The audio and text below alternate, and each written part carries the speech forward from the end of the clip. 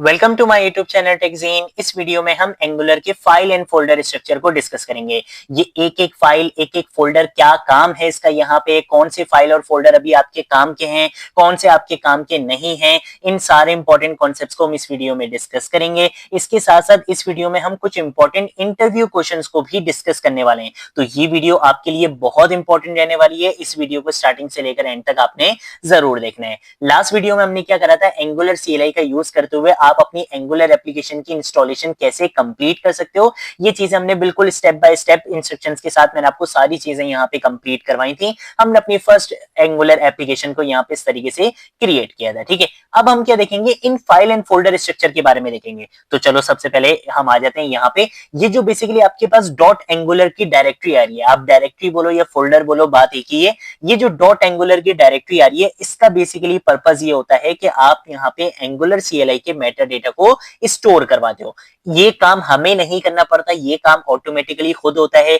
हमें इस डायरेक्टरी के अंदर जाके, इनकी फाइल्स के अंदर जाके ना तो कोई चीज डिलीट करने की जरूरत है, ना कोई चीज मॉडिफाई करने की जरूरत है। हमें यहाँ पे कोई काम करने की जरूरत नहीं है। बस आपको ये चीज पता होना चाहिए कि ये डायरेक्टरी किस लिए होती है, एंगुलर CLI के मेटा डेटा को स्टोर करती है ताकि एंगुलर CLI के ऑपरेशंस बिल्कुल सही से यहाँ पे वर्क कर सके। ठीक है, तो ये डायरेक्टरी बेसिकली सिर्फ इसलिए होती है, आपका इस डायरेक्टरी से कोई लेना देना नहीं है, और एज अ बिगिनर तो बिल्कुल भी लेना देना आपका है ही नहीं। ठीक है, अब हम आ जाते हैं आगे। इसके बाद हमारे पास एक डायरेक्टरी आ रही है डॉट VS कोड की। अब अगर आप यहाँ पे जो आईडी यूज कर रहे हो वो VS कोड यूज कर रहे हो, तब तो आपको ये वाली डायरेक्टरी मिलेगी। लेकिन अगर आप कोई दूसरा आईडी यूज कर रहे हो, कोई भी दूसरा कोड एडिटर यूज कर रहे हो, तो आपको वहां पर ये आईडी नहीं मिलेगी। ये आईडी स्पेसिफिक बेसिकली डायरेक्टरी होती है कि अगर आप अपने कोड एडिटर से रिलेटेड कोई भी स्पेसिफिक कॉन्फ़िगरेशन करना चाहते हो, कोई भी सेटिंग वगैरह करना चाहते हो, कोई भी कॉन्फ़िगरेशन अगर आप यहाँ पे करना चाहते हो, तो वो आप यहाँ पे अपने डॉट VS कोड की डायरेक्टरी के अंदर इन फाइल्स के अंदर जाकर कर सकते हो। ठीक है, ये एक्सटेंशन भी मिल रहा है, देखो लॉन्च डॉट जेसन भी मिल रहा है आपको, यहाँ पे टास्क डॉट जेसन भी मिल रहा है, यहाँ पर जाकर आप कॉन्फ़िगरेशन कर सकते हो। अदरवाइज ये डायरेक्टरी भी आपके काम की नहीं है, और एज अ बिगनर ये बिल्कुल भी आपके काम की नहीं है। तो हम इन दोनों डायरेक्टरीज को यहाँ पे क्लोज कर देते हैं। उसके बाद है हमारे पास नोड मॉड्यूल्स की डायरेक्टरी। इसको हम अभी डिस्कस नहीं करेंगे, इसको हम इस वीडियो के थोड़ा सा एंड में डिस्कस करेंगे।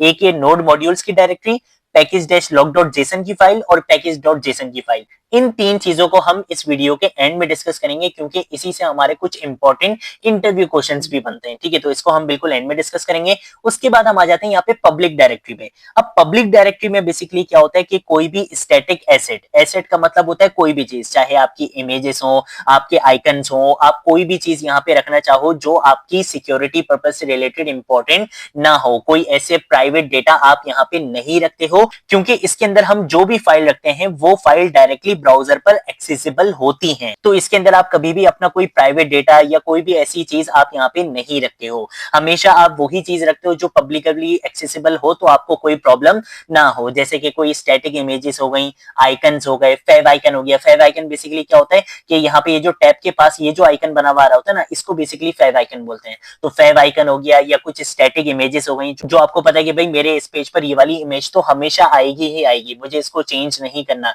चाहे फरजीन लॉगिन करे, उजैफर लॉगिन करे, बिलाल लॉगिन करे, कोई भी लॉगिन करे, ये वाली इमेज तो स्टैटिक रहने वाली है, फिक्स रहने वाली है। तो ऐसी चीजों के लिए आप क्या कर सकते हो, पब्लिक डायरेक्टरी के अंदर उन फाइल्स को रख सकते हो। ठीक है, बस हमेशा याद रखना कि इसके अंदर आपने कोई भी प्राइवेट डेटा, कोई भी इंपॉर्टेंट डेटा आपने यहाँ पे नहीं रखना है। ठीक है, क्योंकि ये फाइल्स डायरेक्टली ब्राउजर पर एक्सेसिबल होती हैं।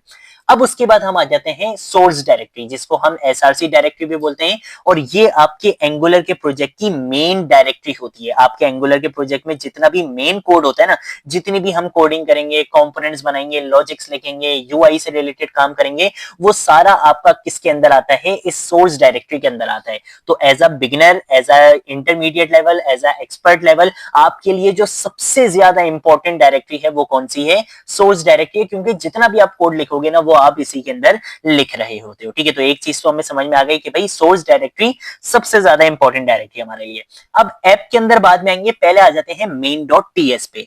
main.ts बेसिकली आपकी एप्लीकेशन का एंट्री पॉइंट होता है। आप कह सकते हो कि आपकी एप्लीकेशन को यहाँ पे क्या किया जाता है, बूटस्ट्रैप किया जाता है, इंटीग्रेट करवाया जाता है। तो आपकी एप्लीकेशन का एंट्री पॉइंट कौन है, main.tss है।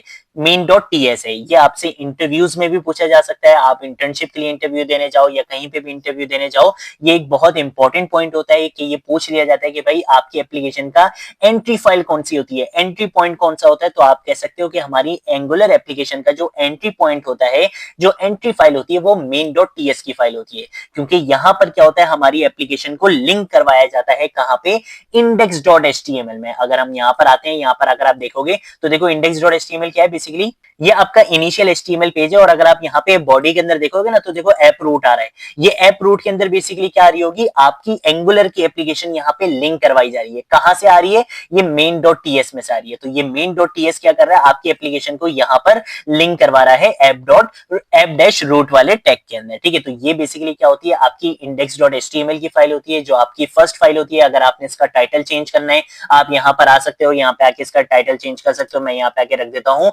लेट सपोज हम इसका यहाँ पे टाइटल रख देते हैं, माय ऐप रख देते हैं। ठीक है, तो इसका टाइटल क्या होगा, बेसिकली यहाँ पे चेंज हो जाएगा।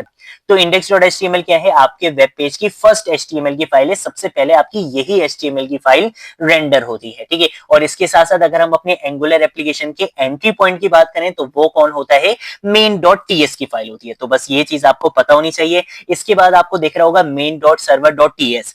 ये फाइल अभी आपके काम की नहीं है, लेकिन जब हम आगे जाके एंगुलर के अंदर सर्वर साइड रेंडरिंग का कॉन्सेप्ट यूज करेंगे, तो सर्वर साइड रेंडरिंग का जो एंट्री पॉइंट फाइल होती है, वो ये main dot server dot TS की फाइल होती है। ठीक है, तो अभी तो ये खैर अभी आपके काम की नहीं है, लेकिन आपको पता है कि भाई एसईओ ऑप्टिमाइजेशन के लिए सर्वर साइड रेंडरिंग एक बहुत इंपॉर्टेंट कॉन्सेप्ट है, और वो हम इस कोर्स में, इस प्लेलिस्ट में कवर करेंगे भी। तो जब हम उस पर आएंगे, तो सर्वर साइड रेंडरिंग का जो बेसिकली एंट्री पॉइंट है, वो कौन है, main dot server dot TS की फाइल है।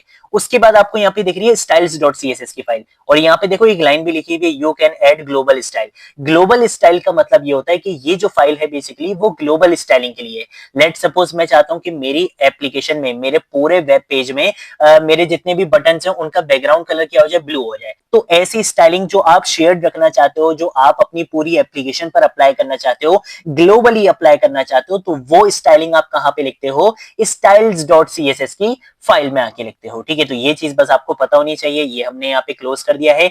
अब हम आ जाते हैं इस सोर्स डायरेक्टरी के अंदर एक और डायरेक्टरी बनी हुई है, ऐप डायरेक्टरी। ये डायरेक्टरी भी बहुत ज्यादा इंपॉर्टेंट होती है, क्योंकि जब भी आपने यहाँ पे कोई भी कंपोनेंट बनाना होता है, कोई भी सर्विस से रिलेटेड कोड लिखना होता है, कोई भी मॉड्यूल वगैरह बनाना होता है, तो वो सारे काम आप किसके अंदर करते हो, इस ऐप डायरेक्टरी के अंदर करते हो। अब जरा देखते हैं कि इस ऐप डायरेक्टरी के अंदर क्या है। अगर मैं यहाँ पर आता हूँ, तो देखो यहाँ पे क्या रहा है, app.component.css, app.component.html, app.component.spec.ts, app.component.ts, तो काफी सारी आपको यहाँ पे फाइल्स दिख रही हैं। अब इन चीजों को भी डिस्कस कर लेते हैं। अगर हम आते हैं सबसे पहले यहाँ पे app.component.ts की फाइल में, तो देखो होता क्या है, ये चीज हमने फर्स्ट वीडियो में भी डिस्कस करी थी कि एंगुलर आपको कंपोनेंट बेस्ड स्ट्रक्चर प्रोवाइड करता है कि आप अपनी हर चीज के लिए क्या बना सकते हो, एक सेपरेट कंपोनेंट बना सकते हो। तो इसने क्या करा हुआ है, इतना ज्यादा आपके कोड को स्ट्रक्चर बना के रखा हुआ है कि इसने यहाँ पे 3 फाइल्स बनाई है, app.component.ts, app.component.html और app.component.cs, कि आप अपने कंपोनेंट की जो लॉजिक लिखनी है वो आप इस फाइल के अंदर लिख सकते हो।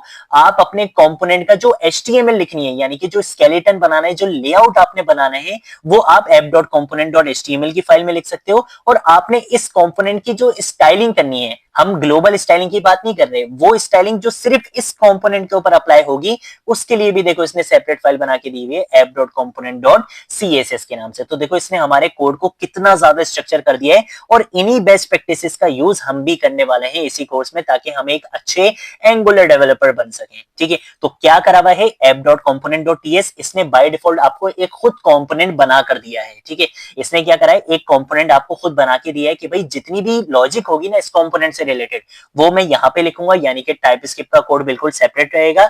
इसके साथ साथ इसने बोला HTML, यानी कि वो चीज जो मुझे अपने UI पे शो करवानी है, मेरा स्केलेटन, मेरे वेब पेज का स्केलेटन, वो बेसिकली आप कहाँ बनाते हो, यहाँ HTML की फाइल के अंदर बनाते हो। और इस कंपोनेंट की जो स्पेसिफिक स्टाइलिंग होगी, वो आप कहाँ पे करोगे, app.component.css की फाइल में करोगे। इसके अंदर कोई स्टाइलिंग नहीं करी हुई, इन्होंने यहाँ पे इंटरनल CSS का यूज करा हुआ है, वरना आप क्या कर सकते हो, CSS यहाँ पे इस तरीके से भी लिख सकते हो। तो ये जो app app.component.css है, app.component.html है और app.component.ts है। ये एक ही कंपोनेंट की बात हो रही है, लेकिन इन्होंने क्या करा भाई, हर चीज को सेपरेट कर दिया है। उस कंपोनेंट की स्टाइलिंग के लिए सेपरेट फाइल बना दी, उस कंपोनेंट के व्यू स्ट्रक्चर के लिए, स्केलेटन के लिए अलग फाइल बना दी और उस कंपोनेंट की लॉजिक के लिए यहाँ पे एक सेपरेट फाइल बना दी है। ठीक है, अब अगर लेट सपोज मुझे इसके अंदर आके कुछ चेंजेस करना है, ये वही वाला पेज है जो लास्ट टाइम हमने अपनी एप्लीकेशन को रन किया था, तो हमें एक बाय डिफॉल्ट पेज बन के दिख रहा था ना, ये वही वाले कंपोनेंट का पेज है। ठीक है, तो हम क्या करेंगे, हम जरा यहाँ पर आएंगे और यहाँ पे आके लास्ट टाइम क्या हुआ था, हेलो और टाइटल, ये टाइटल कहां से आ रहा था, ये टाइटल आ रहा था app.component.ts की फाइल में। यहाँ पे देख लो ना, टाइटल लिखा हुआ है my dash angular। तो लास्ट टाइम भी जब हमने अपनी एप्लीकेशन को रन करा था तो हेलो my dash angular लिखा हुआ था। अब अगर मुझे इसको यहाँ पे चेंज करना है, मैं यहाँ पे आके my dash angular की जगह क्या कर दूंगा, इसको चेंज कर दूंगा। मैं यहाँ पे आगे लिख दूंगा फरजीन और अली लिख दूंगा, सेव करूंगा और अब हम यहाँ पर आते हैं, यहाँ पे आके क्या करूंगा, npm start की कमांड से अपनी एप्लीकेशन को रन कर दूंगा। तो अब जो मेरे पास यहाँ पे रिजल्ट आएगा वो हेलो my dash angular नहीं आएगा, हेलो फरजीन अली आएगा। ठीक है, तो इस तरीके से बेसिकली यहाँ पे ये भी चीज चेंज हो जाएगी। और इसके साथ साथ हमने क्या करा था, अपने वेब पेज का यहाँ पे टाइटल भी चेंज करा था। टाइटल क्या रख दिया, यहाँ पे माई ऐप रख दिया। तो अगर मैं यहाँ पर आकर इसको इस तरीके से रन करता हूँ तो आप यहाँ पे देख सकते हो इस वेब पेज का भी टाइटल यहाँ पे चेंज हो चुका है और यहाँ पे कंपोनेंट के अंदर भी जो टाइटल पहले लिखा हुआ रहा था हमने उसको भी यहाँ पे चेंज कर दिया। तो इसका मतलब है कि इस कंपोनेंट के अंदर आप जो भी चेंजेस करोगे वो यहाँ पे अप्लाई हो जाएगी, चाहे आप यहाँ पे लॉजिक से रिलेटेड चेंज करना चाहो, आप स्टाइलिंग से रिलेटेड चेंज करना चाहो या आप यहाँ पे स्ट्रक्चर से रिलेटेड चेंज करना चाहो, आप इजिली कर सकते हो। तो ये जो कंपोनेंट बेसिकली आपको एंगुलर ने बनाकर दिए, ये इसीलिए बनाकर दिया ताकि आप इनकी बेस्ट प्रैक्टिसेस को देख सको। अब इन्होंने एक कंपोनेंट आपको बना के दिखा दिया, अब जितने भी कंपोनेंट बनाओगे आप इनकी इन्हीं बेस्ट प्रैक्टिसेस को फॉलो करते हुए बनाओगे। ठीक है, तो हमने यहाँ पे component.css को भी डिस्कस कर लिया, app.component.html को भी डिस्कस कर लिया और app.component.ts को भी डिस्कस कर लिया। अब ये जो फाइल है ना app.component.spec.ts, ये फाइल एज अ बिगिनर आपके काम की नहीं है, लेकिन आगे जाकर ये फाइल आपके काम आएगी जब आप टेस्टिंग वगैरह करते हो अपनी एप्लीकेशन की। तो ये जो फाइल है बेसिकली स्पेक से रिलेटेड, आपको यहाँ पे जो भी फाइल दिखेगी उसका मतलब है वो किससे रिलेटेड है, टेस्टिंग से रिलेटेड है। तो अभी हम इसको यहाँ पे हटा देते हैं, अभी हम कोई टेस्टिंग वगैरह नहीं कर रहे। फिर हमारे पास एक फाइल है app.config. ये फाइल बेसिकली कॉन्फ़िगरेशन फाइल होती है, जब आप सर्वर साइड रेंडरिंग करते हो तब ये फाइल आपके काम की आएगी, अदरवाइज अभी ये फाइल आपके काम की नहीं है। इसको भी हम क्लोज कर देते हैं। उसके बाद है app.config.js, app.config.ts। अगर आप अपनी एप्लीकेशन की कोई स्पेसिफिक कॉन्फ़िगरेशन करना चाहते हो, जैसे कि आप कोई स्टैटिक कॉन्फ़िगरेशन ऐसे करना चाहते हो कि API URLs पहले से डिफाइन करना चाहते हो, या कोई ऐसी चीज आप अपनी एप्लीकेशन का कोई डेटा यहाँ पे स्टोर करवाना चाहते हो, स्टैटिक डेटा बेसिकली, तो वो आप इस फाइल के अंदर कर सकते हो। जैसे आप अपनी एप्लीकेशन के अंदर बार बार कोई एक लिंक यूज करना चाहते हो, एक URL यूज करना चाहते हो, तो उसकी कॉन्फ़िगरेशन आप यहाँ पे करवा सकते हो। फिर उसके बाद हमारे पास एक फाइल है जो बहुत इंपॉर्टेंट फाइल है, वो है app.routes.ts। जब भी हमने नेविगेशन परफॉर्म करनी होती है, राउटिंग परफॉर्म करनी होती है, उससे रिलेटेड अगर हमें कोई भी कॉन्फ़िगरेशन करनी होती है तो वो चीज हम यहाँ पर आकर करते हैं। अब राउटिंग क्या होती है, नेविगेशन क्या होती है, एक पेज से दूसरे पेज पर जाने के लिए बेसिकली हम उसको क्या बोलते हैं, राउटिंग कहते हैं, या आप उसको नेविगेशन कह सकते हो कि आप एक पेज से दूसरे पेज पर जा रहे हो। ठीक है, तो अभी हम राउटिंग वगैरह नेविगेशन वगैरह भी कवर नहीं कर रहे, तो अभी ये फाइल आपके काम की नहीं है, बट आगे जाके जब हम कवर करेंगे तो ये फाइल्स आपके काम की होंगी डेफिनेटली। ठीक है, तो अब हम यहाँ पे ऐप डायरेक्टरी को भी क्लोज कर देते हैं। यहाँ पे हमने इन फाइल्स को भी डिस्कस कर लिया था, तो सोर्स डायरेक्टरी हमारी यहाँ पे कंप्लीट हो चुकी है। इस पे हमने थोड़ा टाइम लगाया है और लगाना बनता भी था, क्योंकि ये सबसे मेन डायरेक्टरी होती है। उसके बाद बारी आ जाती है एडिटर कॉन्फ़िग की। ये बेसिकली इसलिए होती है कि अगर आप अपने कोड की फॉर्मेटिंग के कोई रूल्स डिफाइन करना चाहते हो तो वो आप इस फाइल के अंदर कर सकते हो, अदरवाइज ये भी कोई आपके काम की नहीं है। उसके बाद एक और बहुत इंपॉर्टेंट फाइल है .gitignore की, कि जब भी आप अपना कोड गिटहब पे पुश करते हो तो ऐसी फाइल्स जो आप नहीं चाहते कि भाई मेरे गिटहब पे पुश हो, या ऐसी फाइल्स या ऐसे फोल्डर्स, तो उनका नाम आप यहाँ पे आके लिख देते हो। तो फिर होता क्या है कि जब भी आप अपना कोड गिटहब पे पुश करोगे आपकी सारी फाइल्स और फोल्डर्स गिटहब पे पुश हो जाएंगे, लेकिन वो फाइल या फोल्डर गिटहब पे पुश नहीं होता है जिस फाइल और फोल्डर का नाम इस फाइल के अंदर लिखा हुआ हो। जैसे कि आप यहाँ पे देख सकते हो, इसका नाम क्या लिखा हुआ है, नोड मॉड्यूल्स लिखा हुआ है। यानी कि जब मैं गिटहब पे कोड पुश करूंगा तो ये सारे फाइल और फोल्डर वहां पे पुश हो जाएंगे, लेकिन नोड मॉड्यूल्स वहां पे पुश नहीं होगा। और इसका मैं आपको प्रूफ भी दिखा देता हूं कि मैंने आपको यहाँ पे मैं दिखा देता हूं कि हमने यहाँ पे एक रिपोजिटरी बनाई है, यहाँ पे आपको सारा सोर्स कोड मिलता रहेगा। यहाँ पे आकर आप देख सकते हो आपको सारे वो फाइल फाइल एंड फोल्डर्स मिल रहे हैं, लेकिन आपको यहाँ पे नोड मॉड्यूल्स नहीं मिल रहा। क्यों नहीं मिल रहा नोड मॉड्यूल्स? क्योंकि नोड मॉड्यूल्स कहाँ पे लिखा हुआ है? Git ignore. गिट इग्नोर का मतलब ये होता है कि गिट इसको क्या कर देगा? इग्नोर कर देगा, ट्रैक करेगा ही नहीं। तो जब गिट ट्रैक ही नहीं करेगा तो उसको पुश भी नहीं करेगा। तो यहाँ पे बेसिकली आप उस फाइल और फोल्डर का नाम लिखते हो जो आप नहीं चाहते कि आपके गिट पे पुश हो जब भी आप अपना कोड पुश कर रहे हो। ठीक है, मैं आपको एक वीडियो में बताऊंगा भी कि अगर किसी को नहीं आता कि भाई अपनी एंगुलर एप्लीकेशन को किस तरीके से गिटहब पे पुश करना है, वो चीज भी हम डिस्कस कर लेंगे। ठीक है, अब हम इस फाइल को भी क्लोज कर देते हैं। ये चीज भी वैसे अक्सर इंटरव्यू क्वेश्चंस में पूछ ली जाती है कि भाई ये गिट इग्नोर की फाइल क्यों होती है और ये नोड मॉड्यूल्स पुश क्यों नहीं करते। इसका रीजन ये है कि आप यहाँ पे आगे देख सकते हो कि कितने हैवी फोल्डर होता है। देख रहे हो कितनी चीजें हैं यहाँ पे। अभी ये होता क्या है इसके बारे में भी डिस्कस करेंगे। तो इसलिए हम कभी भी नोड मॉड्यूल्स को पुश नहीं करते हैं। ठीक है, तो खैर हम इसको यहाँ पे क्लोज कर देते हैं। उसके बाद हम यहाँ पे आके इन दोनों फाइल्स को भी यार क्लोज कर देते हैं। एसआरसी डायरेक्टरी को क्लोज करते हैं। यहाँ पे हमारे पास है angular.json की फाइल कि अगर आप एंगुलर CLI से रिलेटेड कोई भी कॉन्फ़िगरेशन करना चाहते हो, बिल्ड सेटिंग से रिलेटेड, फाइल पाथ से रिलेटेड या प्रोजेक्ट की कोई भी कॉन्फ़िगरेशन करना चाहते हो, वो आप यहाँ पे आके कर सकते हो। जैसे आपके प्रोजेक्ट का नाम है माई एंगुलर नाम है, फिर उसके बाद इसकी यहाँ पे चीजें देखो यहाँ पे डिफाइन हुई है। तो ये फाइल भी अभी कोई आपके काम की नहीं है। अगर आपने किसी भी फाइल और फोल्डर का पाथ यहाँ पे चेंज करा है तो वो आप यहाँ पे आके इस तरीके से बता सकते हो। ठीक है, तो आप अपनी एंगुलर CLI की अगर कोई कॉन्फ़िगरेशन करना चाहते हो तो वो आप इस फाइल के अंदर आके कर सकते हो। उसके बाद package-log.json, package.json, इन दोनों फाइल्स को छोड़ दो, ये बहुत इंपॉर्टेंट कॉन्सेप्ट है, ये अभी हम एंड में डिस्कस करेंगे। फिर उसके बाद होती है readme.md की फाइल कि जब आप अपना कोड गिटहब पे पुश करते हो ना तो ये फाइल एज अ डॉक्यूमेंटेशन काम आती है कि आप यहाँ पे बता सकते हो कि भाई आपने अपने प्रोजेक्ट में क्या क्या काम करा है, वो सारी चीजें देखो आप यहाँ पे बता सकते हो। उसके बाद है हमारे पास server.ts की फाइल। ये बेसिकली इसलिए होती है कि आप अपने बैकएंड का कोड यहाँ पे लिख सकते हो। जो आपके बैकएंड के सर्वर का कोड होता है ना, जैसे आप यहाँ पे देख सकते हो एक्सप्रेस का कोड यहाँ पे लिखा हुआ है। जब भी आप सर्वर साइड रेंडरिंग वगैरह करते हो तो आपको अपने बैकएंड की लॉजिक यहाँ पे लिखनी पड़ती है, जो आपके सर्वर का कोड होता है बेसिकली, तो वो आप यहाँ पे आके लिख सकते हो। तो ये भी अभी आपके काम की नहीं है। उसके बाद है tsconfig.app.json। ये बेसिकली फाइल तब काम आती है जब आप अपनी application specific type script configuration कोई करना चाहते हो। उसके बाद है हमारे पास tsconfig.js कि अगर आप यहाँ पे टाइप स्क्रिप्ट की कोई कॉन्फ़िगरेशन करना चाहते हो तो वो आप यहाँ पे आके कर सकते हो कि भाई टाइप स्क्रिप्ट जो है वो स्ट्रिक्ट वर्क करे या नहीं करे, वो चीज आप यहाँ पे बता सकते हो। ये फाइल होती है कि टाइप स्क्रिप्ट किस तरह से आपके साथ रिएक्ट करेगी। और ये फाइल होती है कि अगर आप अपनी एप्लीकेशन से रिलेटेड टाइप स्क्रिप्ट में कोई भी यहाँ पे चीजें कॉन्फ़िगरेशन करवाना चाहते हो वो आप करवा सकते हो। ये एप्लीकेशन रिलेटेड होती है और ये होल टाइप स्क्रिप्ट रिलेटेड होती है। ठीक है, इसका ताल्लुक बेसिकली बिल्कुल आपकी टाइप स्क्रिप्ट से होता है कि टाइप स्क्रिप्ट को स्ट्रिक्ट बिहेव करना है नहीं करना, या कोई और कॉन्फ़िगरेशन आप करवाना चाहो टाइप स्क्रिप्ट से रिलेटेड तो वो आप कर सकते हो। और ये जो फाइल होती है ये बेसिकली आपकी एप्लीकेशन से रिलेटेड टाइप स्क्रिप्ट की फाइल होती है कि भाई आपकी एप्लीकेशन में कितनी टाइप स्क्रिप्ट की फाइल्स यूज हो रही हैं, कहां पर हैं, क्या उनका जो है वो क्या उनका पाथ है, वो सारी चीजें देखो आप यहाँ पे आके कॉन्फ़िगर करवा सकते हो। ये दोनों फाइल्स भी कोई इतना ज्यादा आपके काम की नहीं है। उसके बाद है tsconfig.spec.json। ये बेसिकली आपकी फाइल टेस्टिंग वगैरह में काम आती है। ठीक है, तो अब हम इनको यहाँ पे क्लोज कर देते हैं। अब हम आ जाते हैं बहुत इंपॉर्टेंट इंटरव्यू क्वेश्चन की तरफ, और वो है बेसिकली ये नोड मॉड्यूल्स, package-log.json और package.json, इन तीन से रिलेटेड है। सबसे पहले तो बात करते हैं यार ये package.json की फाइल क्या होती है। आपसे इंटरव्यू में कुछ इस तरीके से पूछा जा सकता है कि package.json और package-log.json, इन दोनों फाइल्स में क्या डिफरेंस है, ये आपसे इंटरव्यूज में बहुत बार पूछा जा सकता है। और ये as a React developer, as a Angular developer आपको बहुत अच्छे से पता होना चाहिए। तो अब हम सबसे पहले आते हैं package.json में।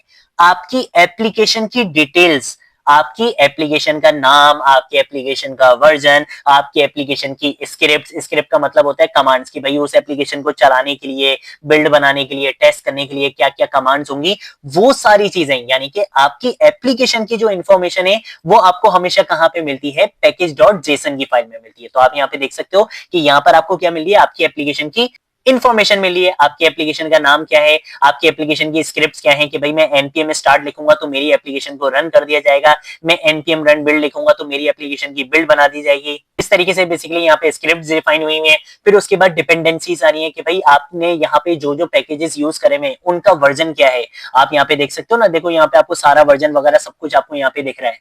उसके बाद आपके यहाँ पे डेवलपमेंट डिपेंडेंसीज आ जाती हैं, ठीक है। तो ये काफी सारी आपके यहाँ पे चीजें आ जाती हैं। अच्छा, एक चीज और आपसे पूछी जा सकती है कि भाई डेवलपमेंट डिपेंडेंसी और प्रोडक्शन डिपेंडेंसी दोनों में क्या डिफरेंस होता है। डेवलपमेंट डिपेंडेंसीज का मतलब ये होता है कि ऐसी डिपेंडेंसीज, ऐसी फाइल्स या ऐसी टेक्नोलॉजीज जो मुझे डेवलपमेंट टाइम पे रिक्वायर्ड होती हैं, जिनके बगैर मैं डेवलपमेंट कंप्लीट नहीं कर सकता, वो बेसिकली क्या होती हैं, डेवलपमेंट डिपेंडेंसीज होती हैं। और कुछ होती हैं प्रोडक्शन डिपेंडेंसीज। प्रोडक्शन डिपेंडेंसीज का मतलब ये होता है कि जब आप अपनी एप्लीकेशन को डिप्लॉय कर देते हो, तब उसको क्या क्या चीजें चाहिए होंगी परफेक्टली वर्क करने के लिए, वो प्रोडक्शन डिपेंडेंसीज होती हैं। तो ये क्या है, डेव डिपेंडेंसीज यानी कि डेवलपमेंट डिपेंडेंसीज, कि भाई इस एप्लीकेशन को रन करने के लिए बेसिकली मुझे इन डिपेंडेंसीज की नीड है और उनका वर्जन क्या है, ये है। तो ये सारी चीजें बेसिकली आपको पता होनी चाहिए। तो वापस पॉइंट पर आते हैं।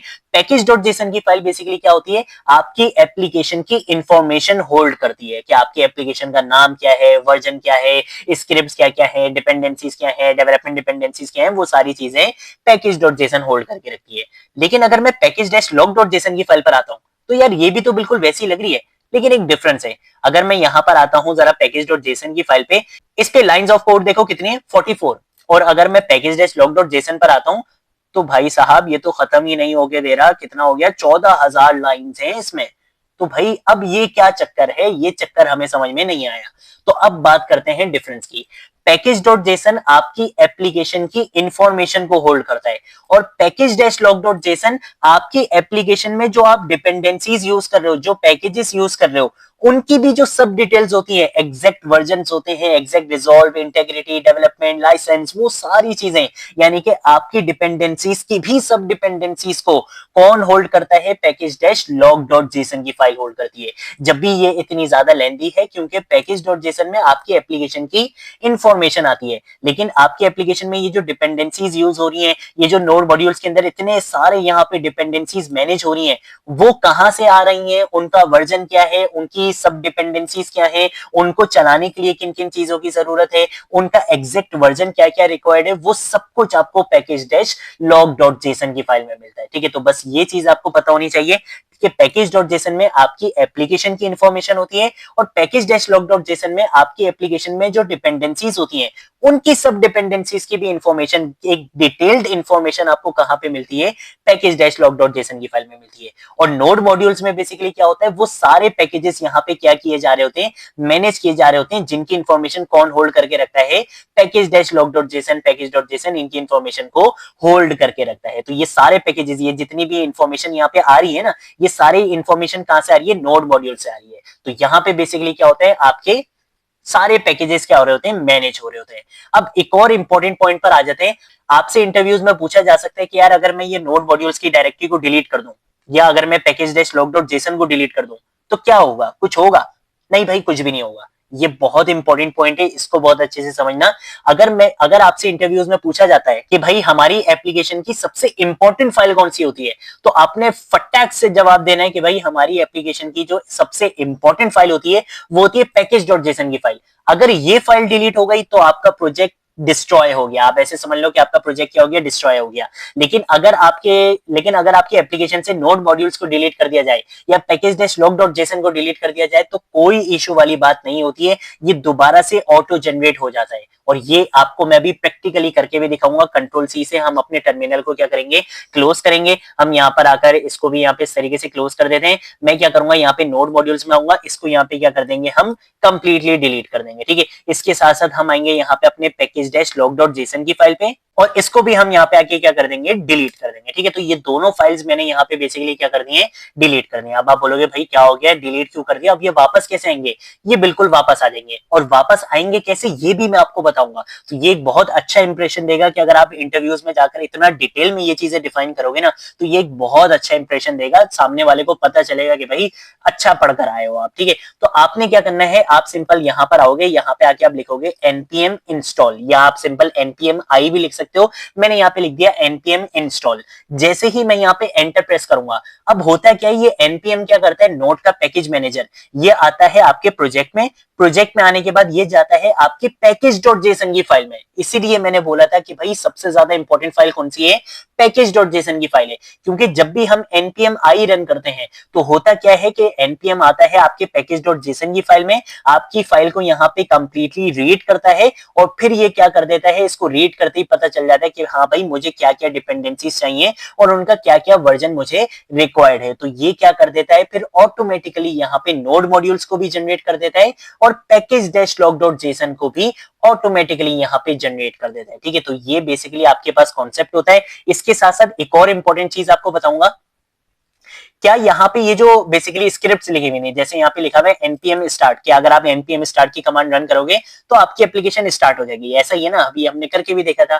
क्या मैं इस चीज को चेंज नहीं कर सकता? आपसे इंटरव्यूज में ये भी पूछा जा सकता है कि भाई npm start की कमांड से आप अपनी एप्लीकेशन को रन करते हो, लेकिन मैं चाहता हूं कि भाई स्टार्ट से रन नहीं हो, मेरे नाम से रन हो, भाई मेरे भरम है, मैं अपने नाम से रन करना चाहता हूं, तो क्या नहीं हो सकता? बिल्कुल हो सकता है। आपने सिंपल क्या करना है, यहाँ पे स्टार्ट की जगह आप यहाँ पे जो भी नाम लिखना चाहो लिख दो। जैसे मैंने यहाँ पे आके क्या लिख दिया है, फरजीन लिख दिया है। अब मैं क्या करूंगा, मैं यहाँ पर अगर इसको कंट्रोल एस से सेव करूंगा तो देख रहे हो यहाँ पे मेरे पास नोड मॉड्यूल्स भी वापस ऑटो जनरेट होकर आ चुका है और पैकेज-log.json भी यहाँ पे जनरेट होकर आ चुका है। ठीक है, तो इस तरीके से बेसिकली आप क्या कर सकते हो, npm i की कमांड रन करोगे तो अगर आपके प्रोजेक्ट के अंदर पैकेज.json की फाइल होगी, जो आपके प्रोजेक्ट की सबसे इंपॉर्टेंट फाइल होती है, अगर ये फाइल होगी तो भाई कोई मसले वाली बात नहीं है, नोड मॉड्यूल्स डिलीट हो जाए, पैकेज-log.json डिलीट हो जाए, इट डजंट मैटर। ठीक है, आपने सिंपल क्या करना है, npm i यानी कि npm install की कमांड रन करनी है, ये चीजें ऑटोमेटिकली जनरेट यहाँ पर हो जाएंगी। अब मैंने क्या करा, मैंने इस कमांड को भी यहाँ पे कस्टमाइज कर दिया। पहले क्या थी कमांड npm start, अब मैंने इसको कर दिया फरजीन। तो अब मुझे क्या करना पड़ेगा, अगर अपनी एप्लीकेशन को रन करना है, मैं सिंपल यहाँ पर अगर लिखूंगा npm run और उसके बाद जो नाम हमने यहाँ पे दिया था, यहाँ पे क्या दिया था, फरजीन, तो हम इसी चीज को यहाँ पे क्या करेंगे, पेस्ट करेंगे और यहाँ पे एंटर प्रेस कर देंगे। तो इससे क्या होगा, मेरी एंगुलर एप्लीकेशन यहाँ पे इस कमांड से भी रन हो जाएगी। तो ये चीज भी आपसे इंटरव्यूज में पूछी जा सकती है कि भाई क्या यहाँ पे जो कमांड्स लिखकर दे दी एंगुलर वाले भाई ने, सिर्फ हमें इन्हीं कमांड्स को यूज करना पड़ेगा, क्या हम इसको कस्टमाइज नहीं कर सकते? बिल्कुल कर सकते हैं। आपसे ये भी पूछा जा सकता है कि भाई किस फाइल में जाकर कर सकते हैं, आप बता सकते हो पैकेज.json की फाइल के अंदर जाके, स्क्रिप्ट्स के अंदर जाकर आप उसको मॉडिफाई कर सकते हो। तो अगर अब मैं यहाँ पे कंट्रोल क्लिक प्रेस करूंगा तो देखो यहाँ पे मेरी एप्लीकेशन दोबारा से रन हो चुकी है। ठीक है, तो ये बेसिकली हमारे पास कॉन्सेप्ट होता है फाइल एंड फोल्डर स्ट्रक्चर का, जो हमने यहाँ पे सारी चीजें बहुत अच्छे से डिस्कस करी हैं।